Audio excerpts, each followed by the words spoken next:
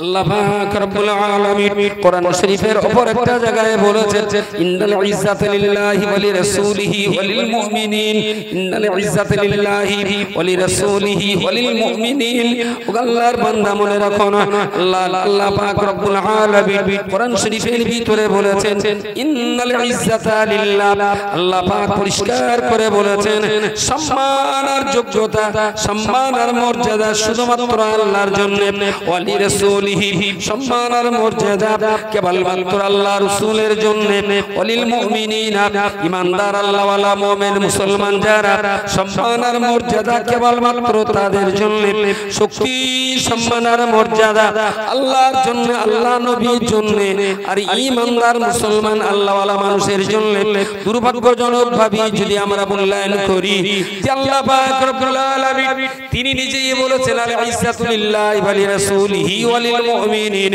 ইজ্জত আল্লাহর জন্য আল্লাহ নবীর জন্য আর ঈমানদার মুসলমানের জন্য তাহলে বাগপুকুরের ঈমানদার মুসলমান যে আমরা আছি বসিরহাট জেলার মুসলমান আমরা যারা আছি উত্তর 24 পরগনা জেলার মুসলমান আমরা যারা আছি আমরা কি পরিমাণ কতটা ইজ্জত নিয়ে আমরা বেঁচে আছি কতটা সম্মান নিয়ে বেঁচে আছি ব্যাংকে 12 লাখ টাকা আছে জমি বেচা টাকা মেয়ের বিয়ে দেবো 3 লাখ টাকা দিতে হবে লেখাপড়া তো জানি একটা ফর্ম নিয়ে একজনের দেবো লোমো ভাই 3 লাখ টাকা তুলবে একটুখানি লিখে দাও ব্যাংকে তো আর কেউ ইয়ার কি মারতে যায় না সবার ব্যস্ততা সে বেচারা তাড়াতাড়ি করে টিএই 4 এলএ কে 3 লাখ টিএইচ আর ডাবল ই না 33 টিএইচ আর ডাবল এখন ও বাচ্চারা তাড়াতাড়ি লিখে দিচ্ছে সে দুটোই দেওয়াই না একটা দিচ্ছে 41 জনের পেছনে লাইন দিয়ে সেই লাইন এগিয়ে এগিয়ে এগিয়ে যেই কাউন্টারে দিতেছে দ্বিতীয় কাউন্টারের অফিসার লাল কালিতে টেনে দেয় কি লিখেছে বলছে 3 লাখ তাহলে 3 বানান একটাই পড়িনি লাল কালিতে মেরে দিলে বলে ফেল লিখে পিছনে দাঁড়াও মুসলমানের ইজ্জত ইজ্জত বাড়লো 1.5 ঘন্টা দেড় গেছিল কপাল খুলে গেছে আমার 1.5 ঘন্টা দাঁড়াতে পারবে কপাল আমার কথা বোঝা যাচ্ছে নাকি মাথার উপর দিয়ে যাচ্ছে যদি লেখাপড়াটা জানা থাকতো তাহলে ওই জায়গায় বেইজ্জতি হতে হতো না যারা বসছেন সত্যি যদি ব্যথাওয়ালা মানুষ না চেয়ারে তারা বসলে ভালো লাগে আর যদি ব্যথা থাকে তাহলে ওখানে বসেন আর যদি ব্যথা না থাকে চেয়ারে বসেন তাহলে বলবো আল্লাহ যেন ব্যথাটা দেয় সারা জীবন চেয়ারে বসতে পারবে ব্যথা না থাকলে সামনের দিকে আসেন চেয়ার করা গুটি ফেলেন চেয়ার করা গুটি ফেলেন ঠিক যে কটার ব্যথা আছে এক পাশে দেবেন তারা কোন বস আমি একবার বলেছি যে চেয়ার তুলে ফেলে চেয়ার দেওয়ার ইচ্ছা থেকে সবাই সারা মজলিসে চেয়ার দেওয়া ভালো লাগে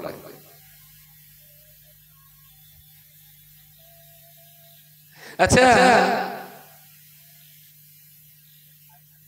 এই 350 পরিবারের ভিতরে 20টা বাড়ি কোরআন তেলাওয়াত হচ্ছে 320টা বাড়িতে কোরআন তেলাওয়াত হয়নি কিন্তু তাদের বাড়িতে কোরআন আছে ব্যবহার হয় না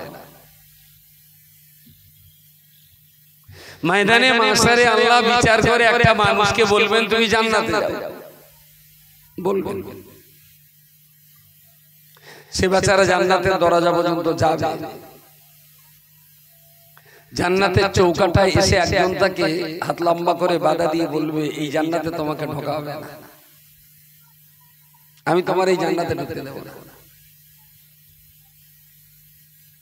বান্দা আল্লাহর কাছে ফরিয়াদ করে বলবেন আল্লাহ আমি জান্নাতে যাব একজন মানুষ জান্নাতের চৌকাটায় আমাকে পথ আটকে দিয়েছে বলছে জান্নাতে যাওয়া হবে না আল্লাহ আমি তো দুনিয়ায় নামাজ পড়তাম রোজা করতাম মসজিদের 2 তলার সাথে 70 বস্তা সিমেন্ট দিলাম আর প্রতি বছর সবাই চাঁদা দিতাম ও বলছে আমার জান্নাতে যাওয়া হবে না আল্লাহ বান্দাকে জিজ্ঞেস করবেন যে তোমাকে জান্নাতে যেতে দিচ্ছে না তুমি ওকে জিজ্ঞেস করো নাম কি আচ্ছা এই যে ঘটনা ঘটছে আল্লাহ কিছু জানে না আল্লাহ সব জানেন। এরপরেও বান্দাকে বলবেন তুমি জিজ্ঞেস করো যে তোমার পথ আটকাচ্ছর নাম কি? জিজ্ঞেস করেছে, যিনি পথ আটকেছিলেন তিনি বললেন আমার নাম হলো আমি কোরআনুল কারীম। বলুন সুবহানাল্লাহ সুবহানাল্লাহ। আনা কালামুল্লাহ, আমি আল্লাহর কালাম কোরআন শরীফ বলছি। আল্লাহ পাকের বান্দা আল্লাহর কাছে বলবেন রব্বুল আলামিন যিনি আমার জান্নাতের পথ বন্ধ করেছে, যিনি আমার জান্নাতের পথে বাধা সৃষ্টি করেছে, আপনার কথা মতো ওনাকে জিজ্ঞেস করলাম আপনার পরিচয় কি? উনি জবাব দিয়ে বললেন আপনার কালাম কোরআনুল কারীম, আপনার কালাম কোরআনুল কারীম আমায় জান্নাতে যেতে বাধা দিচ্ছে। আল্লাহ পাক রব্বুল আলামিন কোরআনকে লক্ষ্য করে বলবেন কোরআন তুমি আমার বান্দাটাকে আমার জান্নাতের পথে বাধা দিচ্ছ কেন? কোরআন সেদিন জবাব দিয়ে বলবে রব্বুল আলামিন আমি এই বান্দার ঘরে ছিলাম, ও আমাকে সানসেটে রেখেছিল, আলমারিতে রেখেছিল, সোফার ভিতরে রেখেছিল, ঘরের দেওয়ালে অনেক যত্ন করে কাপড় দিয়ে ঢেকে ঢুকে আমায় সম্মান দিয়ে রেখেছিল। কিন্তু রব্বুল আলামিন আমি কোরআন তো ঘরে থাকার জন্য দুনিয়াতে আসিনি। আল্লাহ আমি দুনিয়াতে এসেছি ইমানদার মুসলমানের অন্তরে আমার জায়গা, আমার থাকার জায়গা মুসলমানের অন্তরে।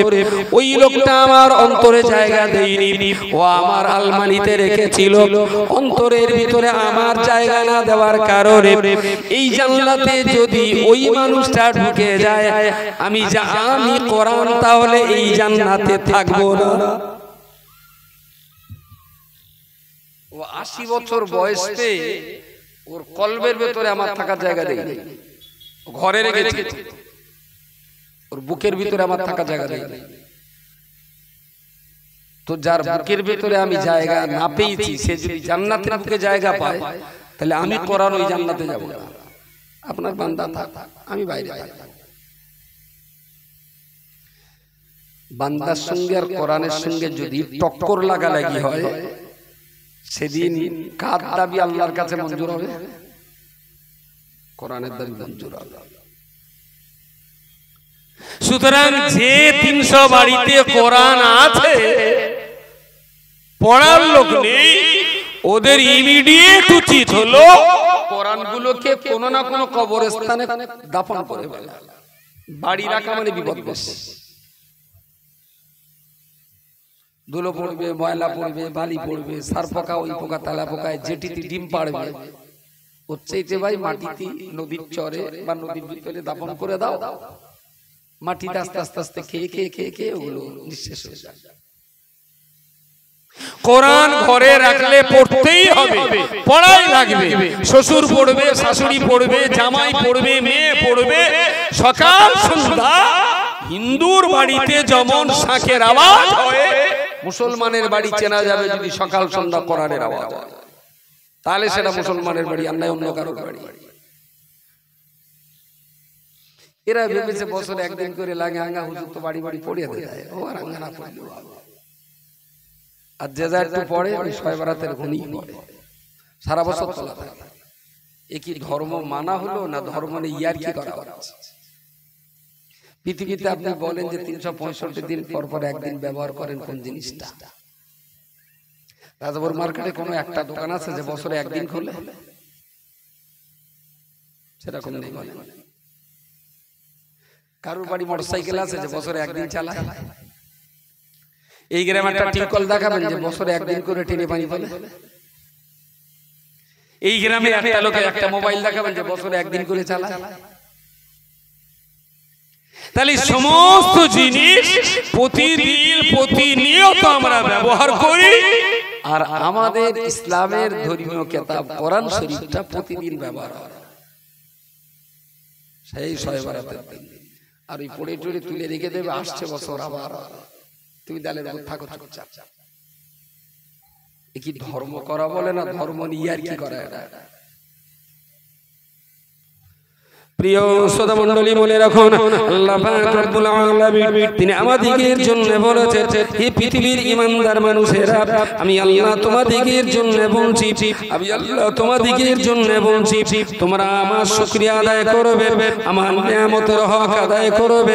আমি আল্লাহ তোমাদের যে নিয়ামত দিয়েছি, এই নিয়ামতের হক তোমাদেরকে আদায় করতে হবে। ও আল্লাহর বান্দা, মনে রাখুন আল্লাহ পাকের শুকরিয়া আদায় করতে গেলে আপনার তো পদ্ধতি জানতে হবে, আপনাকে সিস্টেম জানতে হবে, কোন পদ্ধতিতে আমি আল্লাহর শুকরিয়া আদায় করব, কোন পদ্ধতিতে আল্লাহর শুকরিয়া আদায় করব। বান্দা, তুমি এটাও মনে রাখো, আমি তোমার যত নিয়ামত দিয়েছি, নাকে তোমার অক্সিজেন দিয়েছি, পায়ে চলার ক্ষমতা দিয়েছি, হাত দিয়ে ধরার ক্ষমতা দিয়েছি, চোখে দেখার ক্ষমতা আমি আল্লাহ তোমায় দিয়েছি। বান্দারে, তোমার স্মৃতিশক্তি দিয়েছি, জবান আর ঠোঁট দিয়ে কথা বলার ক্ষমতা দিয়েছি। এত সব কিছু দেওয়ার পরে বান্দা, লাইন শাকারতুম লাযিদান্নাকুম, আমার নিয়ামত পাওয়ার পরে বান্দা, তুমি যদি আমার শুকরিয়া আদায় করতে পারো, লাযিদান্নাকুম, দুনিয়া জীবনে তোমার যত নিয়ামত আমি দিয়েছি, যত বেশি শুকরিয়া আদায় করবে, আমার নিয়ামত তত বেশি তোমাকে দেওয়া হবে। সুবহানাল্লাহ বলে, সুবহানাল্লাহ। একটু সবাই মিলে বল সুবহানাল্লাহ। তো আল্লাহ যত শুকরিয়া, আমাদের যত নিয়ামত দিয়েছে, এই নিয়ামতের শুকরিয়া আমরা যত আদায় করব, আল্লাহর নিয়ামত তত বেশি আমাদের উপরে আল্লাহ দেবে, আরো বেশি বেশি দেবে। তবে কি শুকরিয়াটা আদায় করতে হবে। শুকরিয়া কি মোটামুটি সারসংক্ষেপ বলা যেতে পারে যে উপকারের কৃতজ্ঞতা স্বীকার করা, উপকারের কৃতজ্ঞতা স্বীকার করা, যে আল্লাহ তুমি পা দুটো দিয়েছো বলে আমি চলতে পারছি, আল্লাহ হাত দুটো দিয়েছো বলে সারাদিন এই হাত দিয়ে কাজ করে দুটো ডাল আর রুটি সংগ্রহ করতে পারছি। আল্লাহ, কত মানুষের তো চোখ নেই, কি কষ্ট পায় তারা, আমার যে তুমি দুটো চোখ দিয়েছো, সেই চোখ দিয়ে আমি কত শান্তিতে আমি জীবন কাটাচ্ছি। তার মানে কিছু নিয়ামত পেয়েছি, তার কৃতজ্ঞতা স্বীকার করা। লাইন শাকারতুম লাযিদান্নাকুম, যদি আল্লাহ শুকরিয়াটা ঠিকঠাক মতো আদায় হয়, তাহলে আল্লাহ বলেছেন তিনি যত নিয়ামত দিয়েছেন আর অধিক পরিমাণ নিয়ামত দেবেন।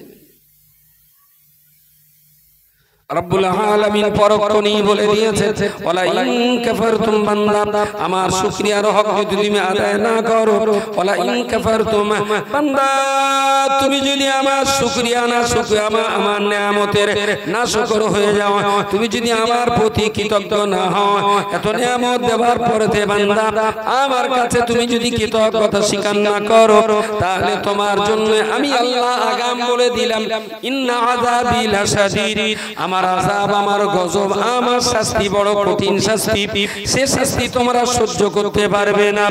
আল্লাহর বান্দা, মনে রাখো না, তাহলে প্রথমত আমাদের জানতে হবে আল্লাহ কত নিয়ামত আমাদের দিয়েছেন, দ্বিতীয়ত আমাদের জানতে হবে এই নিয়ামতের কৃতজ্ঞতা কি দিয়ে আমি স্বীকার করব, 3 নম্বরে আমাদের জানতে হবে আল্লাহ নিয়ামতের শুকরিয়া যদি আদায় না করতে পারি, তাহলে কি কঠিন শাস্তিতে আমাদের ডুবে যেতে হবে। গ্রামের একটা ইবতেদায়ে কোরআনের মজলিস, 350 পরিবারের বাস। আলহামদুলিল্লাহ, আমার পরে মুসা সর্দার সাহেব তিনিও বক্তব্য রাখবেন। এত সুন্দর একটা জায়গা, এর পরেও অকারণে বিনা কাজে এই গ্রামের বহু ছেলে, বহু বাবা, হ্যাঁ ওরা যদি বাজারঘাট করতে যেয়ে চাপ করে তাকে কোনো দোষ নেই, প্রয়োজনের তাগিদে রাজাপুর মোড়ে বসে আছে একটা কাজ, কোনো অসুবিধা নেই, কিন্তু একদম অকারণ কোনো কাজ না কাটা। স্টেশনের দোকানে আছে একদল, রাজাপুর বাজারের উপরে আছে তো কয়েক ডজন, আর মোড়ে মোড়ে আছে উৎপাত সংঘের সদস্য, উৎপাত কমিটির সদস্য, মোবাইল নিয়ে আছে তারা, ওরা ওদের কাজে ব্যস্ত আছে। 350 পরিবারের বাস, আমার তো মনে হয় না যেখানে 100 পরিবারের মানুষ আছে ছড়িয়েছে। তাহলে ইসলাম কোথায় আর আমরা কোথায়? পরিণতিটা কি আমাদের? না দুনিয়ায় মাথা তুলতে পারবো, না পরকালে মাথা তুলতে পারবো। দেখুন, ইজ্জত যদি দুনিয়াতে ইজ্জত থাকে, পরকালেও তার ইজ্জত থাকবে। দুনিয়াতে যদি ইজ্জত না থাকে, পরকালেও সে ইজ্জত পাবে না। শান্তি, দুনিয়াতে যে শান্তি পেয়েছে একদম গ্যারান্টি, পরকালে সে শান্তি পাবে। আর দুনিয়ার যার শান্তি হয়নি, সে পরকালেও শান্তি পাবে কখনো। তবে শান্তি মানেই যে বিরাট বড় একটা বাড়ি, বিরাট বড় একটা গাড়ি, তাহলে আপনি ভুল বুঝছেন। শান্তি মানেই টাকা না, শান্তি মানেই জমি জায়গার গাড়ি বাড়ি না। শান্তির একটা সংজ্ঞা আছে। সে শান্তি কখনো বড় লোকের বাড়িতেও থাকে, সে শান্তি কখনো ফুটপাতেও থাকে। শান্তি আলাদা জিনিস। টাকা থাকলেই যে শান্তি হবে এটা গ্যারান্টি নেই, আর টাকা না থাকলেই যে অশান্তি হবে এটারও গ্যারান্টি নেই। তবে আমার হিসাব বলছে বড় লোকের চাইতে গরিবের ঘরে একটু শান্তি বেশি, আর গরিবের চাইতে বড় লোকের ঘরে একটু অশান্তি বেশি। তার মানে মাল যেখানে বেশি, ঝামেলাও সেখানে বেশি।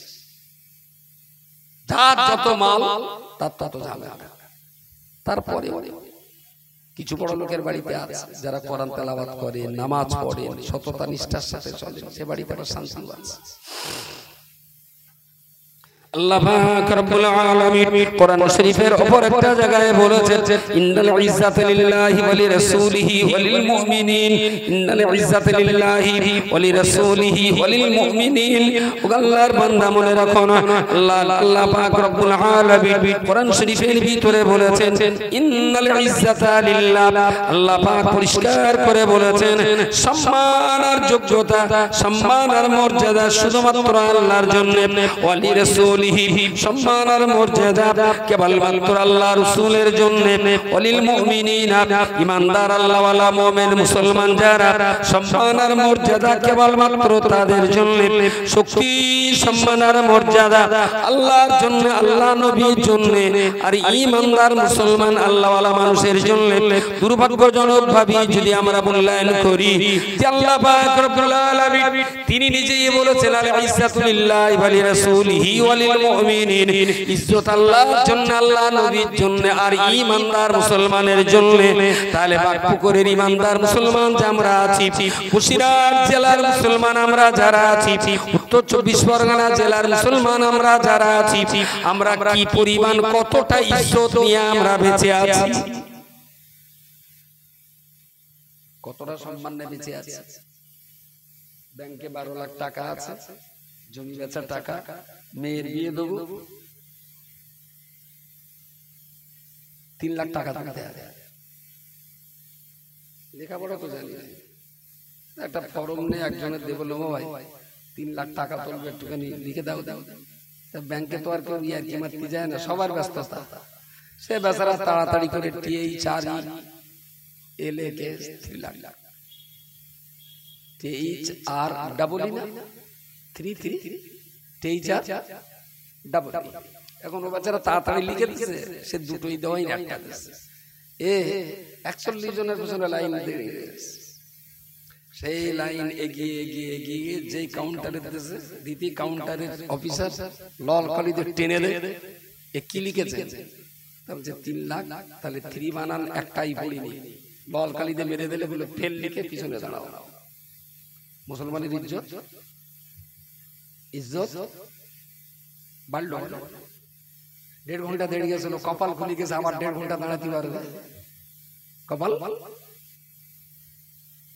আমার কথা বোঝা যাচ্ছে নাকি মাথার উপর দিয়ে যাচ্ছে? যদি লেখাপড়াটা জানা থাকতো তাহলে ওই জায়গায় বেইজ্জতি হতে হতো না। ইন্নাল ইজ্জাতা লিল্লাহ ওয়া লিরাসূলিহি ওয়া লিল মুমিনিন।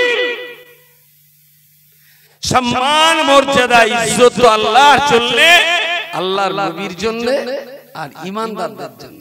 আমাদের যে ইজ্জতটা ছিল সে আমাদের অন্য জাতির লোক আমাদের পকেট মেরে ওড়ালে।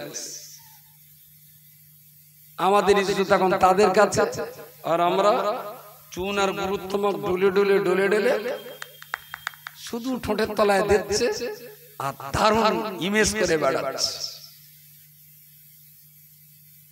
মাথা ঘুরে যাবে যদি হিসেব করা হয় বাঘপুকুর থেকে প্রতি বছর তিরঙ্গার পিছনে কত টাকা দেয়।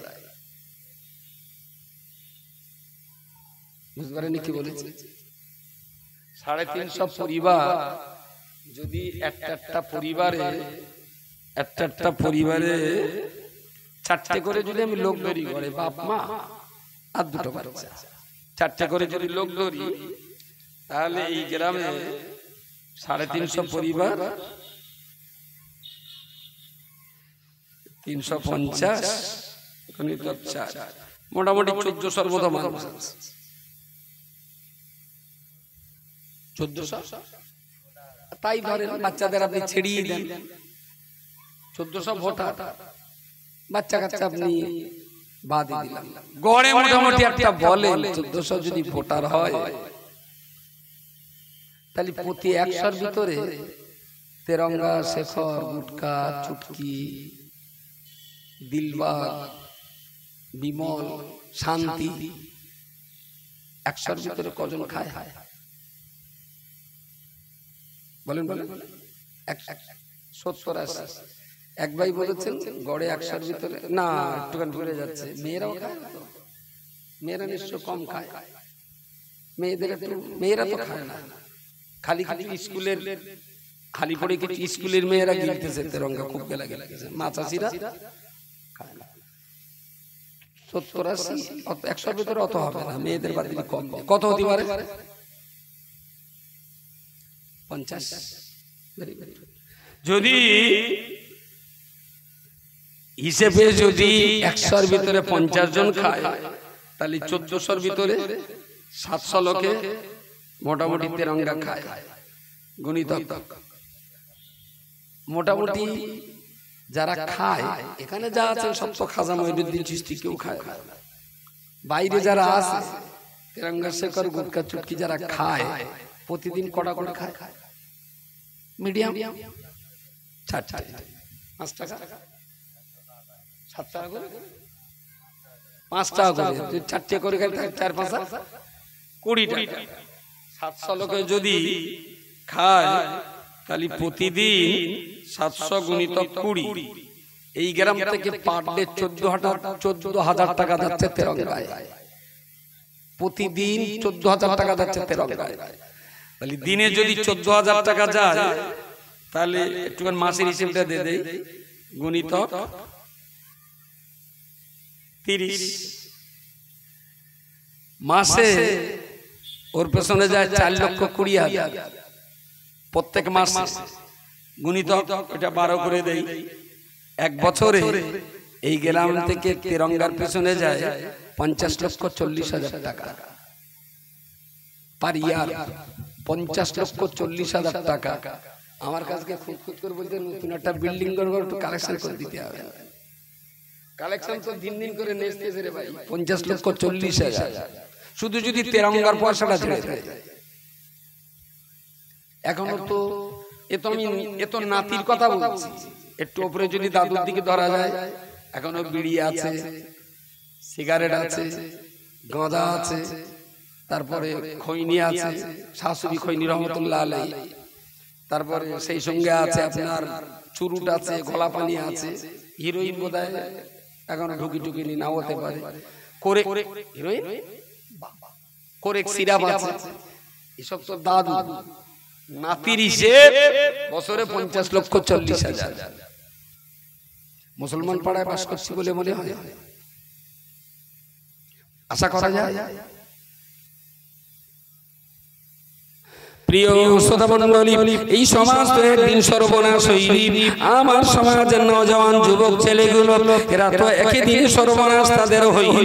ধীরে ধীরে ধীরে ধীরে এদের দেখভাল করার কেউ ছিল না, সতর্কতা জারি করার কেউ ছিল না, সাবধান করে দেবার মানুষ কেউ ছিল না। গ্রামের সব মানুষেরা ভেবেছিল কে কার চলকায় থেকে তেল নেবে। ও পাড়ার ছেলে খৈনি খায়, আমি কি করতে পারি? এ পাড়ার ছেলেরা গান শুনে, আমি কি করতে করতে পারি? ওপাড়া ছেলেরা চুল লুকায় আমি কি করতে পারি? এরা তো ফিস্টি করে ব্রেক ডান দিয়েছে, আমার কি করার ক্ষমতা আছে? ও বান্দা মনে রাখতে হবে আল্লাহ পাকের কাছে দায়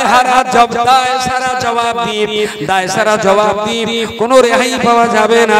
রব্বুল আলামিন আল্লাহ তিনি তো আমাদেরকে বলেছেন সুম্মা লা তুসআলুন্না ইয়াওমা ইযিন আনিন নাঈম। আমি আল্লাহর পক্ষ থেকে বান্দা যত রকমের নিয়ামত তোমার দেওয়া হয়েছে প্রত্যেকটা নিয়ামতের সম্পর্কে হাসরের মহামাঠ ময়দানে আমি আল্লাহ তোমাদিগকে অবশ্যই জিজ্ঞাসা করব। আমার নিয়ামত তোমাদের যা দিয়েছিলাম সেই নিয়ামত কোথায় কত ব্যয় হয়েছে তা আল্লাহর কাছে জবাব দেওয়াই লাগে। জবাব আমি নেব আর কি, আমিও তো জবাব দেওয়ার আসামির কাঠ করাই, আমি জবাব নেওয়ার ক্ষমতা আমার নেই। জবাব তো তার কাছে, আপনাকেও দিতে হবে আমাকেও দিতে হবে। এখান থেকে তো কোনো কেউ তো ছাড় পাবে না। তাহলে এটা আমার মহল্লা, এটা আমার বাড়ি, এটা আমার পাড়া, প্রত্যেকটা মানুষ যদি একটু একটু করে যদি সজাগ হয়, আমি বলবো না যে একই দিনে সব ভালো হয়ে যাবে, কিন্তু যদি খুব তিল তিল করে যদি চেষ্টাটা থাকে, সুনির্দিষ্ট একটা প্ল্যান থাকবে, সুন্দর একটা পরিকল্পনা থাকবে, সেই পরিকল্পনা মাফিক যদি ধীরে ধীরে ধীরে ধীরে কাজ করা যায়, ইনশাআল্লাহ একদিন হয়তো এই বাগপুকুর গ্রামটা ভালো জায়গায় যাবে। হতাশা হলে হবে না, হাল ছেড়ে দিলে হবে না, দায়িত্ব আর কর্তব্যে গাফিলতি করলে হবে না, আল্লাহর উপরে ভরসা রাখতে হবে, দায়িত্ব আর কর্তব্য সযত্নে লালন পালন করতে হবে, সযত্নে লালন পালন করতে হবে। মক্তবে আলহামদুলিল্লাহ এখন 257 জন বাচ্চা পড়ছে, আলহামদুলিল্লাহ বলে 257টা বাচ্চা, কিন্তু আমাদের হিসাব বলছে 350 পরিবার যদি হয় তাহলে 3 বছরের উপরে আর 18 বছরের নিচে এইরকম বাচ্চা গ্রামে আছে প্রায় 400। 3-এর উপরে 18-র নিচে 400 বাচ্চা আছে। আমরা পেয়েছি এখানে 257টা, তাহলে এখনো কিন্তু 143টা বাচ্চা আমাদের আওতার বাইরে আছে। চেষ্টা করলে ওই বাচ্চাগুলো একদিন এই আওতায় ইনশাআল্লাহ, তবে চেষ্টা করে যেতে হবে। আচ্ছা, এই যে 257টা বাচ্চা পড়ছে, এই 257টা বাচ্চার মায়েরাও তো কিছু কোরআন পড়ছে। মায়েদের ক্লাস কেন হয়নি এত? এক বছর হলো এখানকার মক্তব, আমাদের সিস্টেমে ক বছর এসছে এই মক্তবটা? না না না না, আমাদের মডেলের সিস্টেম এসছে ক বছর? 6 বছর। এখানে 5 পর্যন্ত হয়ে গেছে, তাহলে তো 6 বছর। তাহলে 6 বছর চলছে, মায়ের ক্লাস হয়নি কেন? আমাদের তো শুধু বাচ্চা প্রজেক্ট না, আমাদের প্রজেক্ট বাচ্চারা পড়বে, বাচ্চার মা এক টাইম পড়বে, বাচ্চার বাপের এক টাইমে পড়বে, যুবক ছেলের এক টাইমে পড়বে, বুড়োর আর এক টাইমে পড়বে। সেই ক্লাসগুলো এতদিন খোলা হয়নি কেন ভাই? 100 বাচ্চা আমরা তো পড়াবোই পড়াবো, কিন্তু সেই সঙ্গে সঙ্গে যদি ওই বাচ্চার বাবা মাকে যদি আমরা কোরআনের আওতায় নিয়ে আসতে না পারি, তাহলে এই বাচ্চা কিন্তু ঠিক রাখা মুশকিল হয়ে যাবে। বাচ্চা কিন্তু ঠিকঠাক থাকবে না। যতক্ষণ এখানে থাকবে, গোস্ত ফ্রিজের ভেতরে আছে, একদম খারাপ হবে না। ফ্রিজ থেকে বের করে যেই টানা রোদ্দুরে রাখা যাবে, নষ্ট হয়ে যাবে। গোটা পরিবারটাকে ধীরে ধীরে ধীরে ধীরে জাগায় আনতে হবে। আপনারা যারা বয়স্ক মানুষ আছেন, বেশিরভাগ বয়স্ক মানুষ, তার মানে 50-এর উপরে যারা বয়স্ক মানুষ আছেন, 350 পরিবার, তো কমও যদি হয় 50-এর উপরে বয়স এরকম মানুষ প্রায় সবখানি আছে এই গ্রামে, 50-এর উপরে। আচ্ছা, এই 100 মানুষ সন্ধ্যের পর থেকে কি কাজ করে? না কি কাজ করে? মোটামুটি ইঞ্জিনম্যান চালায়। কি করে সন্ধ্যের পরে এই বুড়োগুলো? আমাদের সিস্টেম হলো ধীরে ধীরে ধীরে ধীরে কমপ্লিট একটা জায়গায় নিয়ে আসা। কোনো মান নেই আমাদের, কোনো হুমকিও নেই, ধমকিও নেই। না আসলে গালিগালাজও বলবে না, বেজম্মাও বলবে না। বোঝাতে হবে মানুষকে। কোনো গালিগালাজ, হুমকি, ধমকি, বকাবকি, ঝকাঝকি সব নেই। আমাদের মক্তবের বাচ্চাদের মারো না, বলি যে বাচ্চাটা পড়বে না ওকে মেরো না। আমাদের টিচারদের আমরা ট্রেনিং করাই, যে বাচ্চাটার পড়া হচ্ছে না ওকে আলাদা 8 ঘন্টা বসে আলোচনা করো, ওকে কাউন্সিলিং করতে হবে। কেন পড়াটা হয় না সেটা বোঝার চেষ্টা করতে হবে। একবার যদি কাউন্সিলিং করে ওকে ঠিকঠাক বুঝিয়ে দেওয়া যায়, ওই বাচ্চা কালকে আবার পড়া দেবে। সকাল 6টা থেকে 8টা এই 2 ঘন্টা আমাদের সিস্টেম হলো 3 থেকে 6 বছরের বাচ্চারা পড়বে। 6টা থেকে 8টা, 8টা থেকে 10টা এই 2 ঘন্টা 7 বছর থেকে 11 বছরের বাচ্চারা পড়বে। ক্লাস 4 এই লেভেলের বাচ্চা। 10টায় ছুটি দেব, বাচ্চা গোসল করবে, খাবে, প্রাইমারি স্কুলে চলে যাবে। আর তার আগে 3 থেকে 6 বছরের বাচ্চাদের ওদের 8টায় ছুটি দেব আমরা, গোসল করবে, খাবে, আইসিডিএস এ যাবে। জানবেন এডুকেশন মানে মাদ্রাসা, এডুকেশন মানে স্কুল। বুঝা যায়? এখানেও পড়তে হবে, ওখানেও যেতে হবে। দুটো ইউনিট হয়ে গেল। আমাদের 3 নম্বর ইউনিট হলো দুপুর 2টো থেকে 4টে। এটা হলো মায়েদের ক্লাস। একেবারেই আমাদের গ্রামের মা যারা সাংসারিক জীবনে প্রতিষ্ঠিতা মা, এই মায়েদের ক্লাস হবে 2টো থেকে 4টে প্রতিদিন, 2 ঘন্টা। আমাদের 3 নম্বর ইউনিট হলো বিকাল 4টা থেকে 6টা। কারা পড়বে? হাই স্কুলের ছেলেমেয়ে 11 থেকে 18 বছর যারা হাই স্কুলে পড়ে, ওরা বিকাল বেলা এখানে 2 ঘন্টা পড়বে। এটা আমাদের 4 নম্বর স্কুল। আমাদের 5 নম্বর স্কুল মাগরিব থেকে এশা, এই টাইমটা গ্রামের বুড়ো মানুষটা পড়বে। মুরব্বী যারা 50-এর উপরের বৃদ্ধ মানুষ যারা, ওরা প্রতিদিন মাগরিব থেকে এশা এখানে একটু নামাজ কালাম, একটু দোয়া দরুদ, আলিফ বেতে, কোরআন শরীফ ইমাম সাহেবের সঙ্গে তাদের মসজিদে কাটাতে হবে। মাগরিব নামাজ মসজিদে পড়ে এসা পর্যন্ত বুড়ো মানুষটা ধর্ম চর্চা করবে। কোন বুড়ো মার্কেটে থাকবে না। খুব অসুস্থ হচ্ছে, বলে চার দোকানে না গেলে তো সর্বনাশ হয়ে যায়। এসার পর থেকে রাত 10টা এই টাইমটা হলো গ্রামের যুবকদের ক্লাস।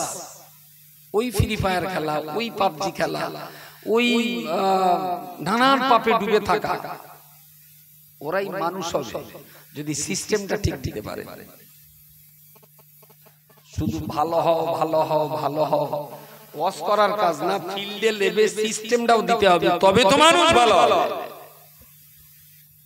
সকাল 6টা থেকে আর রাত 10টা পর্যন্ত সমান ধারায় 6টা স্কুল চলবে একই ছাদের তলায়। কিন্তু আমি খুব দুর্ভাগ্য যে 6 বছর চলছে কিন্তু এখনো মায়েদের ক্লাসটা হয়নি। কেন? আর এটাও মনে রাখুন, যতদিন সমাজের মাকে আপনি বোঝাতে পারবেন ততদিন পর্যন্ত আপনি সমাজ পাল্টাতে পারবেন না। মা একটা মোস্ট ইম্পর্টেন্ট। পুরুষ মানুষ তো রোদে পুড়ে বৃষ্টিতে ভিজে শুধু 2টো আয় রোজগার করে দেয়। বাচ্চা মানুষ হবে না পশু হবে, এটা নির্ভর করে বাপের উপরে না মার উপরে। মাই তো বাচ্চা নাড়াচাড়া করে। আমরা এখানে বাচ্চারে বলে দিচ্ছি কচি, খবরদার যেন গালিগালাজ করবা না। গালিগালাজ করলে আল্লাহর অভিশাপ, আল্লাহর লানত বর্ষণ হবে। কখনো গালি দিতে নেই। বাড়ি গিয়ে যদি দেখে ওর মা ওর বাপের বলতে ক্ষয়কারের ছেলে, তখন কি হবে বলেন? বলেন। তাহলে এই বাচ্চাটা সুরক্ষিত রাখতে গেলে মায়ের কোলটাও সুরক্ষিত হওয়া চাই। তাহলে আমার বাচ্চাটা এখানেও যেমন সুন্দর, মায়ের কোলেও সুন্দর।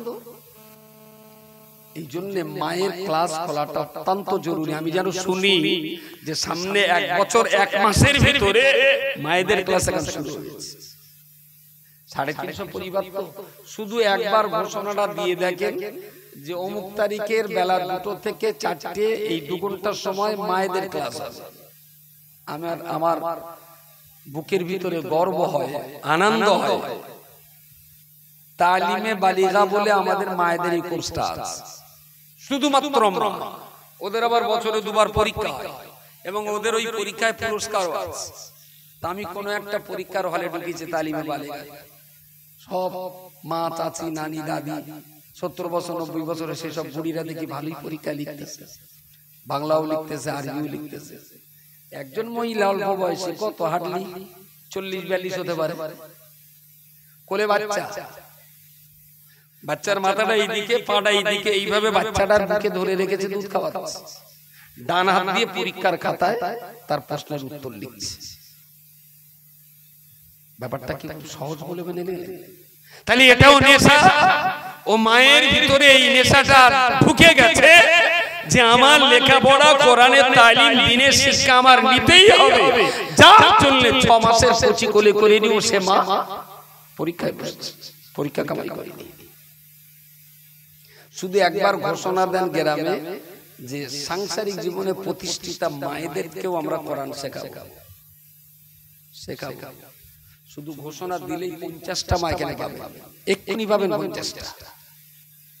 সমাজের সবাই খারাপ না, এর ভিতরে অনেকের চাহিদা আছে, সিস্টেমের অভাবে মানুষ পারে না। সিস্টেম শুধু একবার ঘোষণা করুন, যদি 50টা মা ভর্তি না, তাহলে আমার বলবেন যে আপনি বলে গেলেন 50টা মা পড়বে, তো মা পাচ্ছি না, পড়বে। আপনাকে পড়বার সিস্টেম দিতে হবে, মানুষ ভালো হবে, আপনাকে ভালো সিস্টেম দিতে হবে। যুবক ছেলেরা ফ্রি ফায়ার খেলা ছাড়বে, আপনাকে ভালো সিস্টেম দিতে হবে। আস্তে আস্তে আস্তে আস্তে তারা সেই জায়গাটায় ফিরবে। প্রিয় নবী মুহাম্মদুর রাসূলুল্লাহ সাল্লাল্লাহু আলাইহি ওয়াসাল্লাম, তার উপরে কোরআন নাযিল, কোরআন যখন নাযিল হয়েছে তখন রাসূলুল্লাহর বয়স 40 বছর। রাসূলুল্লাহর অধিকাংশ সাহাবী কেউ বা 30, কেউ বা 50, কেউ বা 70, কেউ বা 90 বছর বয়সে কোরআন শিখেছেন। রাসূলুল্লাহর বহু সাহাবী 60, 65 বা 70 বছরে কোরআন শিখেছেন। খোদ রাসূলুল্লাহ মুহাম্মদ সাল্লাল্লাহু আলাইহি ওয়াসাল্লাম তিনিও তো কোরআন পড়েছেন 41 বছর বয়সে। আপনার বয়স যদি 70 হয়ে থাকে, কেন আপনি কোরআন শিখতে পারবেন না? আপনার বয়স যদি 52 হয়, কেন আপনি কোরআন থেকে বঞ্চিত হবেন? আপনার বেটার বয়স যদি 25 হয়, কেন আপনার বেটারা কোরআন থেকে বঞ্চিত থাকবে? এই কোরআন তো প্রত্যেকটা মুসলমানের জন্যই কোরআনুল কারীম।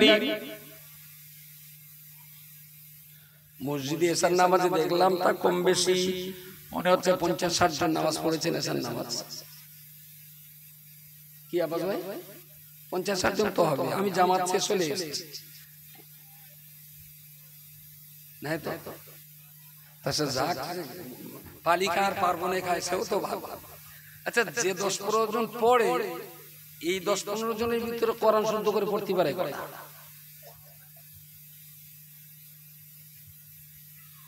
বলেন, এই 10-15 জনের ভিতরে কোরআন শুদ্ধ করে পড়তে পারে? গ্রামের প্রচুর মা কোরআন শরীফ পড়তে পারে। আর আমি ওই আমাদের আলহাজ আব্বাস সাহেব একসঙ্গে পড়তাম চৈতে, তা কেন্দ্র চৈতে, তারপরে ঘোনা, জগৎপুর, প্রচুর মরা বাড়ি পড়তে যেতাম। কেউ মরে গেলি মাদ্রাসায় দাওয়াত দিত, আর আমরাও তো পাটা, তখন কিছু বুঝতো টুঝতো না। এখন যদি কেউ বলে জবাব পাবে ঠিক 16 আনা, যে আমার বাপ মরে গেছে, একটু কোরআন পড়ে দাও, সে খুব ভালো উত্তর পাবে আমার কাছ থেকে। তখন অত বুঝতাম না, কোরআন শরীফ একটা ঘাড়ে ঘাড়ে চলে যেত। তাকে দেখতুম সে মরা লোকটা এরকম টান টান হয়ে পড়ে রয়েছে, এদিকে মাথা আর এদিকে সব গোল হয়ে। রমিসা বিবি, তারপরে সাবিকুন্না, রাসিয়া বিবি, রশিদা, রাবিয়া সব গোল হয়ে বসে কোরআন পড়তে। আস্তে আস্তে গেল, শব্দ একটা হচ্ছে, তাতে হিন্দি না আরবি, উর্দু না ফার্সি, গুজরাটি না মারাঠি, কোনো লাইন হচ্ছে না। তো বললাম, চাচি, তা আমাদের হুজুর পেটকে দেশে একটু কোরআন পড়তে হবে, তা তোমার একটু ওঠো, আমরা একটু পড়ি। তাহলে দেখো, আমার এখন তুকার জীবন দেওয়া হয়, বুঝতে পারেন? বলে খোকা আমার এখন তোকার জীবন দেওয়া হয়নি, তাহলে তুমি আর তোকার জীবন দিও না, তুমি যা দেখছো চাষা আবার ঠেলে উঠবে, তুমি আর পড়ো না। গ্রামের মহিলারা যা কোরআন পড়ে 100-র ভিতরে 99 জন যা পড়ে ওতে পাপ ছাড়া স্বভাব হবে না। কারণ আমি মহিলাদের পড়া সম্পর্কে খুব ভালো জানি, খুব ভালো জানি।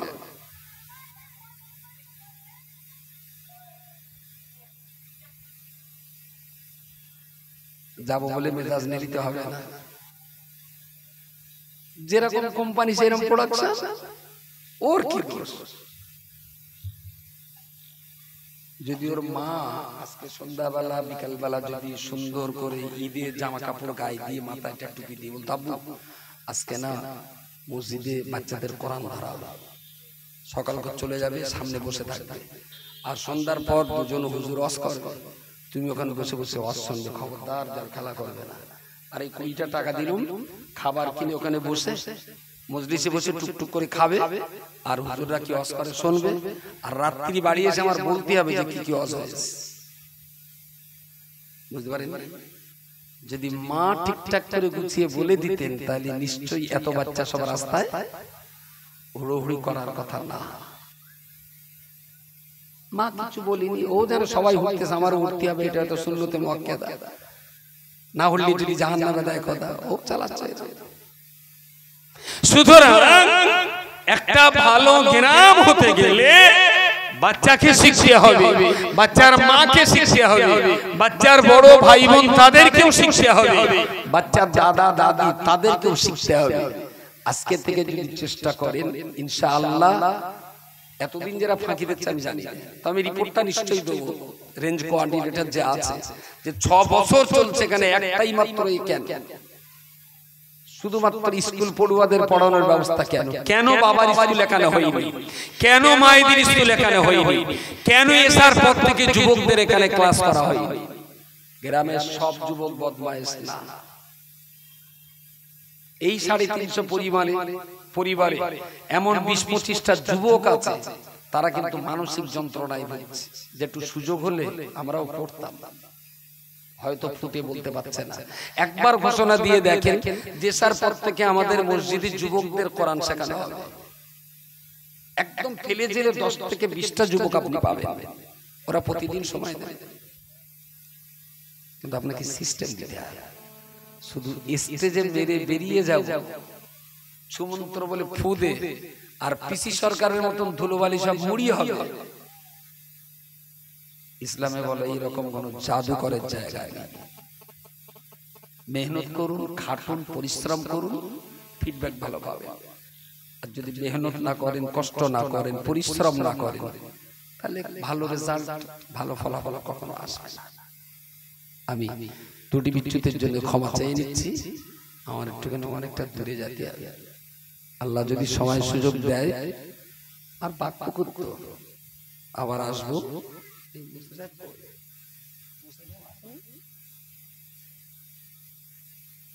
রায়হান সাহেব,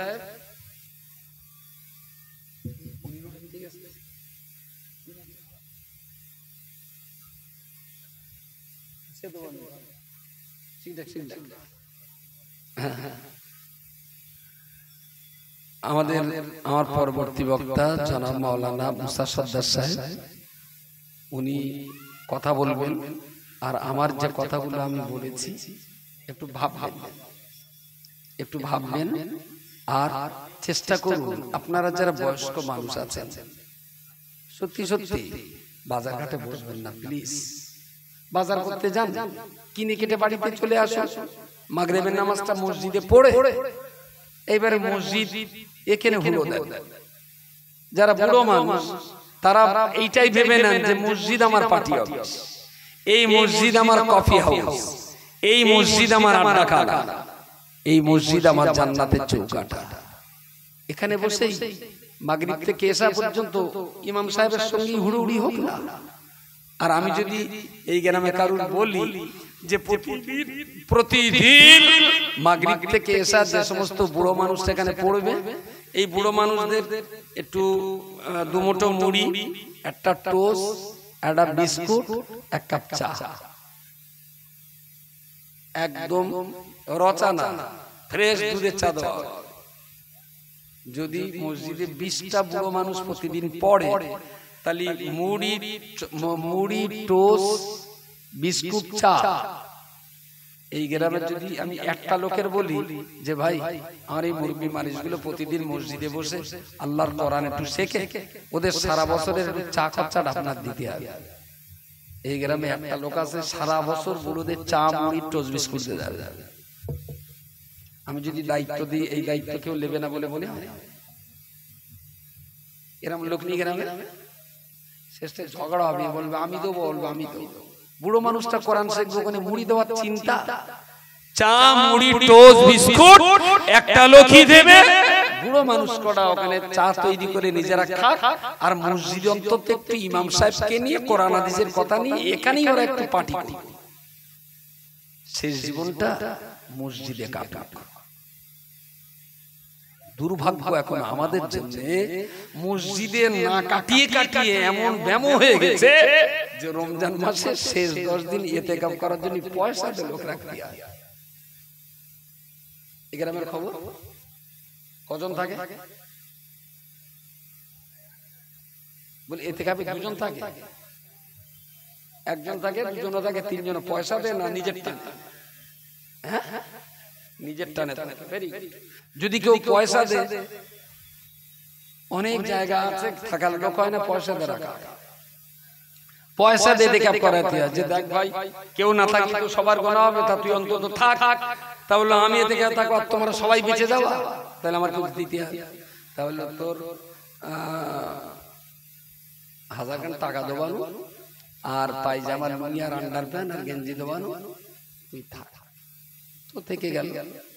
তো যখন থেকে গিয়ে মাগরিব থেকে এসা তারাবির পরে তসবিনে টানবানি বললো তো লুঙ্গি দেওয়ানো, ইসমাইল লুঙ্গি দেয় কি আম্বান কোম্পানি দেয়, বললো একটা গেঞ্জি দেওয়ানো, হাতালা দেবেন না, এক্সাইজ দেবেন, তারপর আন্ডার প্যান্ট যেটা দেবেন সেটা কি দড়ি দেবেন না কাটা দেবেন। ও তো আল্লাহর পাওয়ার জন্য মসজিদে আসি, ও তো মাল মারার জন্য মসজিদে তুই করবে। আমি দায়িত্ব নিয়ে বলছি কাজ করুন। এরকম 350 পরিবারের মসজিদে ইতিকাফ 5টা 7টা যুবক ছেলে 5-7টা বুড়ো মানুষ কম্পিটিশন করে থাকবে। সারা বছর তো দুনিয়াদারি করে বেরিয়েছি, অন্তত রমজানের শেষ 9টা-10টা দিন একটু মসজিদে থাকি, আল্লাহর সঙ্গে একটু সম্পর্ক তৈরি হোক। কিন্তু সেই মজাটা যদি আপনি না বুঝিয়ে দেন তাহলে থাকার লোক পাওয়া যাবে। এত বড় মসজিদে এত বড় মহল্লায় 3টে লোক কেন? এখানে 10-12টা লোক হলে বেশ ভালো হয়। ভালো তো থাক না 10-12টা-15টা লোক ইতিকাফ করব। আমি বিদায় দিচ্ছি আপনাদের কাছ থেকে। শুরু হয়েছে খুব ভালো, 6 বছর ধরে আমাদের বাচ্চাদের পড়াশোনা চলছে। একটু চেষ্টা করুন সবাই, যারা ম্যানেজমেন্টে আছে ওদের কত কষ্ট দেবেন না। খুব সামান্যতম সংসারে একদিন যত টাকা খরচা হয়, একদিন সংসারে যত টাকা খরচা হয়, ধরুন 100 টাকা, তা আপনার সংসারে আপনার সংসারে প্রতিদিন যদি 100 টাকা খরচা হয়, তার থেকে 5টা টাকা আপনি মসজিদে দেন। আমাদেরই পারপাস, এডুকেশন পারপাস।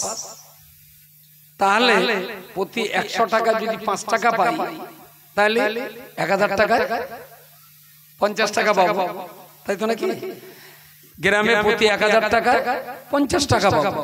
আলহামদুলিল্লাহ, তাতেই আমাদের এই সিস্টেমেটিক্যাল মক্তব সুন্দর চলবে। ওতে বুড়ো বুড়িদের পড়া হয়ে যাবে, যুবকদের পড়া হয়ে যাবে, সমস্ত মাইনে ওখান থেকে বেরিয়ে আসবে। 5 টাকা যদি আপনি দেন পারতে, পয়সার অভাব নেই। মুসলমানদের পয়সার অভাব আছে আমার তা মনে হয়নি। অভাব আছে সিস্টেমের, অভাব আছে আন্তরিকতা, অভাব রয়েছে একটু অন্যের জন্য নিজেকে বিলিয়ে দেওয়ার। তাহলে আমার সমাজ, আমার কমিউনিটি, আমার গ্রাম ইনশাআল্লাহ পাল্টে যাবে। মাওলানা মুসা সাদ্দার সাহেব এসেছেন, তার বক্তব্য আমাদের শুনতে হবে। মাগরিবি বাঙ্গাল আঞ্জুমানে ওয়াহিদিনের খুব খুব আন্তরিকতার সঙ্গে কাজ করেন, সংগঠনের একজন অত্যন্ত আন্তরিকতা নিয়ে কাজ করা আমাদের ছোট ভাইয়ের মতো মাওলানা মুসা সাদ্দার সাহেবের বক্তব্য আপনাদের শুনতে হবে। তিনি যতক্ষণ বলেন তারপরে তাবারুক আছে কি আছে ওইটা না হলে জান্নাতে যেত পথ আটকে যাবে ওটা ঠিক রেখে দেবেন সবার শেষে একটু তাবারুক আছে সেটাও সবাই খাওয়া দাওয়া করে তারপরে যাবেন আর আমার জন্য দোয়া করবেন আসসালামু আলাইকুম ওয়া রাহমাতুল্লাহি ওয়া বারাকাতুহু